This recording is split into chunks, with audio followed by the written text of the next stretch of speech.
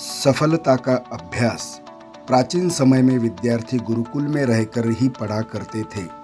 बच्चे को शिक्षण ग्रहण करने के लिए गुरुकुल में भेजा जाता था।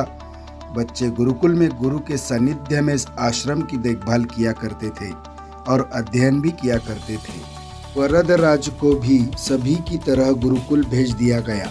वह आश्रम में अपने साथियों के साथ घुलने मिलने लगा, लेकिन वह पढ़ने में ही कमजोर था। गुरुजी की कोई भी बात उसके बहुत कम समझ में आती थी। इस कारण सभी के बीच वह उपहास का कारण बनता है। उसके सारे साथी अगली कक्षा में चले गए, लेकिन वो आगे नहीं बढ़ पाया। गुरुजी ने भी आखिर हार मानकर उसे बोला, बेटा वरदराज, मैंने सारे प्रयास करके देख लिए हैं। अब यही उचित होगा कि तुम यहाँ अपना समय बर्बाद मत करो।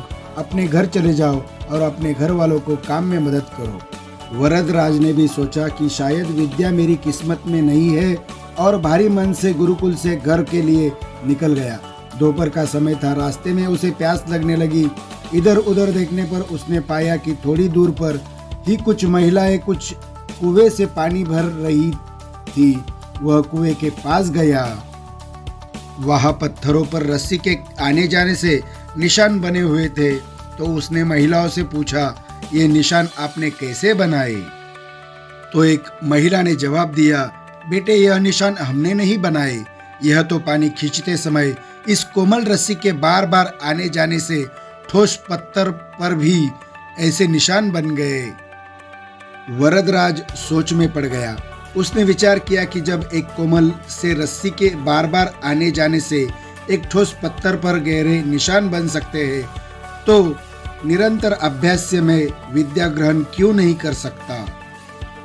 वरदराज ढेर सारे उत्साह के साथ वापस गुरुकुल आया और अथक कड़ी मेहनत की।